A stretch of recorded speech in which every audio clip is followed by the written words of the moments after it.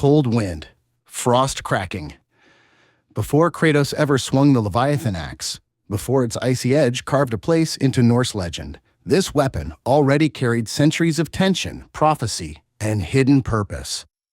Because the Leviathan Axe wasn't forged for glory, it wasn't forged for war. It was forged for one person, long before Kratos ever touched it, a woman who quietly shaped the future of the realms, Faye the Feared. And the Leviathan was part of her plan to oppose the unstoppable terror of Mjölnir. Welcome back to MythMode, the channel where we dig deep into myth, heavy games, and uncover their hidden lore. Today, we're breaking down the entire origin of the Leviathan Axe, its creators, its purpose, and the secret role Faye played in determining who would wield it. Sindri and Brok, guilt forged into steel. The story begins with Brok and Sindri, the mastersmiths responsible not only for the Leviathan Axe, but for Mjölnir itself. Their intent behind Mjölnir was noble, a symbol of protection for Asgard. But Thor turned it into a weapon of massacre, especially against the giants. The dwarves watched their creation become a tool of genocide. That guilt is what started the Leviathan project. When the giants pleaded for a counterweapon, not a weapon of destruction, but of defense, Brok and Sindri agreed. The Leviathan Axe was their way of restoring balance, a weapon designed specifically to counter lightning with frost and brutality with precision. Thor's war and the collapse of order. Thor's atrocities weren't isolated conflicts. They were systematic. Entire Mjölnir settlements wiped out. Families destroyed. Mjölnir feared as an omen of death. The giants didn't want revenge. They wanted protection. So they asked for a weapon that could match Mjölnir without becoming another Mjölnir. That philosophy defined everything about the Leviathan's design. Frost over fire. Precision over chaos. Restraint over dominance. It was the antithesis of Thor's nature, crafting a counter to a god. Brok and Sindri used powerful, symbolic materials. Frozen core metals. Focusing runes, magic tied to Yggdrasil, binding enchantments tuned for a chosen wielder. The axe's identity is simple but elegant. Where Mjölnir destroys, Leviathan stabilizes. Where Mjölnir overwhelms, Leviathan refines. But here's where things get interesting. The giants didn't just order the weapon, they chose who the weapon would belong to. And that choice leads us to the missing chapter of this story. If you're enjoying this breakdown so far, smash that like button and let me know in the comments which God of War lore you want next. Alright, back to it. Faye the Feared, the giant's champion, and the axe's true original wielder. This is the piece most players overlook. The Leviathan Axe was originally forged for Faye, not Kratos. We know from in-game dialogue and murals that Faye was a legendary warrior. The giants called her Farbaudi's Fury. She fought Thor on multiple occasions. She was one of the few who could actually stand up to him. And what weapon did she use? The Leviathan Axe. The axe makes no attempt to hide its history, the way the dwarves talk about it. The familiarity Sindri has with its past wielder. The fact that Thor recognizes it instantly. This was Faye's weapon long before it was Kratos. Why Faye needed the axe? Faye wasn't just a warrior. She was a rebel against fate. She didn't want the Mjölnir to disappear helplessly. She didn't want prophecy to dictate everything.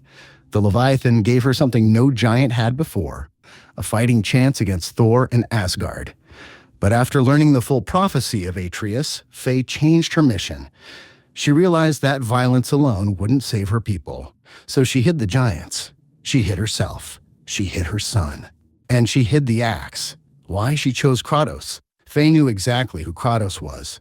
She chose him because of his past, and because she believed he could become something more. She kept the Leviathan until the very end, and then left it for Kratos deliberately, not as a weapon of war, but as a symbol of his new role, a protector, a father, a breaker of cycles.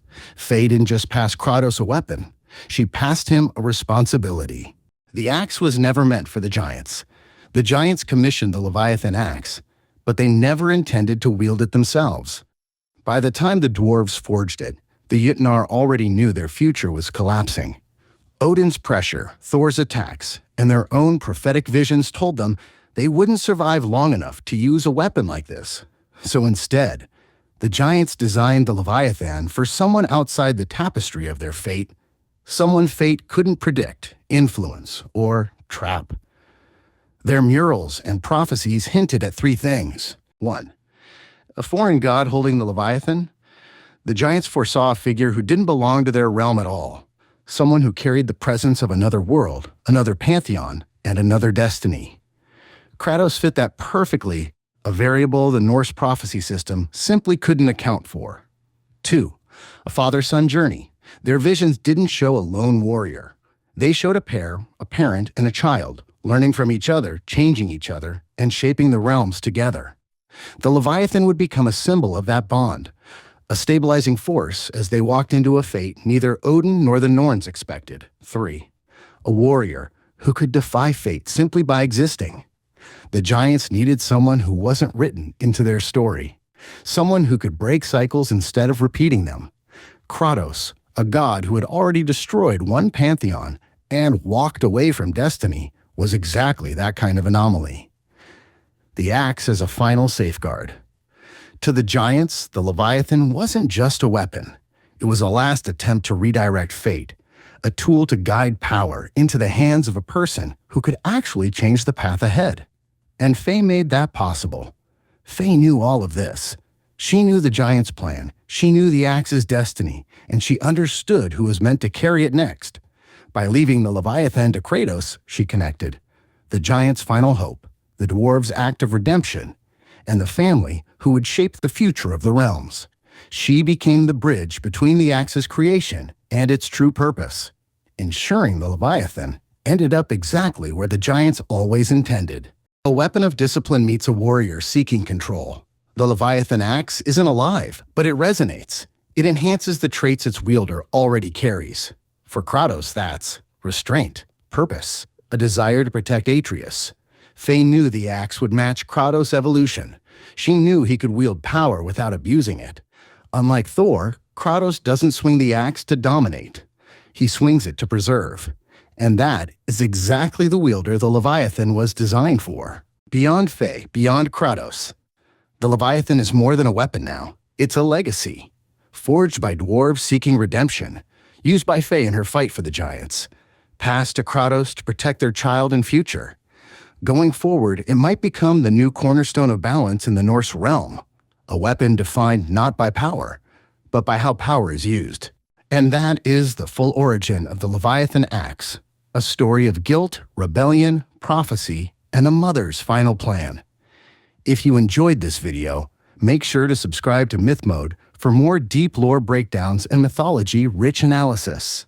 Thanks for watching, and as always, stay curious, stay sharp, and keep your axe cold.